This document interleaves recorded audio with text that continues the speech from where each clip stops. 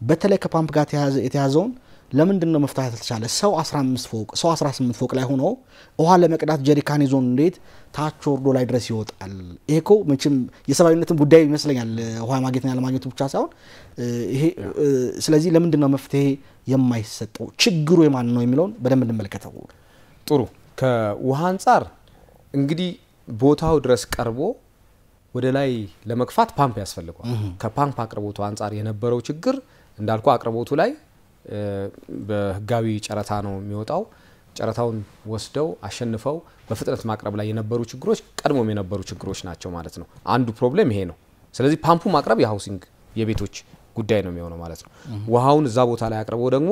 ፓምፑና እንትኑን አገናኝቶ ወደ ላይ እንዲወጣ ማድረግ ደግሞ የውሃና ፍሳሽ ጉዳይ ነው ስለዚህ የጋራ ነው ችግሩ የሚለው ነገር መታየት መቻል አለበት ስለዚህ ባለቤቶቹ በግልጽ አማርኛ ቤቶች ልማት ኮርፖሬሽንም የውሃና ፍሳሽ ባለስልጣን የሚለውን እንውሰድ ቀርቦ ያልተገናኙት ላይ እነሱ እንደዛ ልንል እንችላለን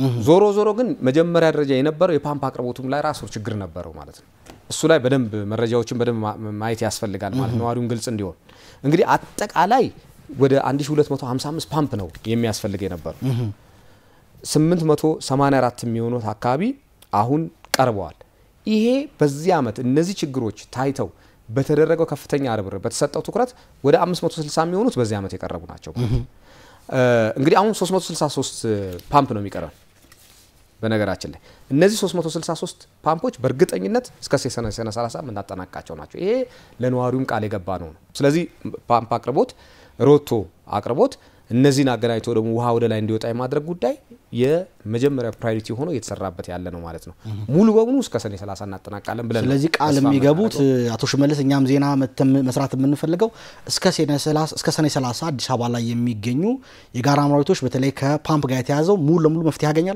ያገኛል ብለን